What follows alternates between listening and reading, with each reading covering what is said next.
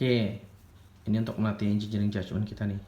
Kalau misalnya kita punya sebuah fluida yang mengalir ke beberapa titik ini sistem apaan kek? Dia naik ke sini, jalan lewat pipa, terus pipanya naik, terus pipanya berubah luas penampang, jalan lagi berubah luas penampang, terus turun, dia terjadi perubahan luas penampang, terus dia turun, misalnya gitu ya, terus tahu. Dari contoh soal sebelumnya kita dapatkan bahwa kalau terjadi perubahan ketinggian, maka pressure-nya akan drop. Terjadi pressure loss. Kalau kecepatannya naik, terjadi perubahan kecepatan,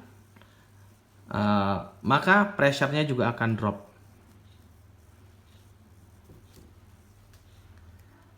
Berarti sebaliknya, kalau dia sistemnya jalan dari tempat tinggi ke tempat rendah, maka pressure-nya gimana? Pressure-nya akan naik.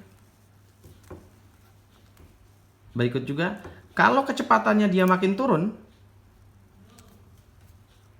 apa yang terjadi? Maka pressure-nya akan naik. Oke. Sekarang kita coba, misalnya kita punya di sistem ini. Kita punya di titik 1, P1 dan V1. Coba. Di titik 2, apa yang terjadi pada pressure-nya di titik 2? Gimana dengan P2-nya? Secara tidak terjadi perubahan luas penampang, hanya terjadi perubahan ketinggian. Maka P2-nya apa? P2-nya turun. Jadi kalau kita lihat H2-nya naik, maka terjadi pressure drop. Oke, V2-nya gimana? V2-nya sama. Karena apa? Karena luas penumpangnya sama. Di titik 3 gimana di titik 3? Di titik 3 kita lihat dari titik 1 dia jalan. Di titik 3 V3, kalau kita lihat contohnya tadi, V3-nya nurun. Kenapa? Karena terjadi perubahan luas penampang. Oke. Kecepatannya turun, maka pressure-nya apa? Pressure-nya naik. Di titik 4,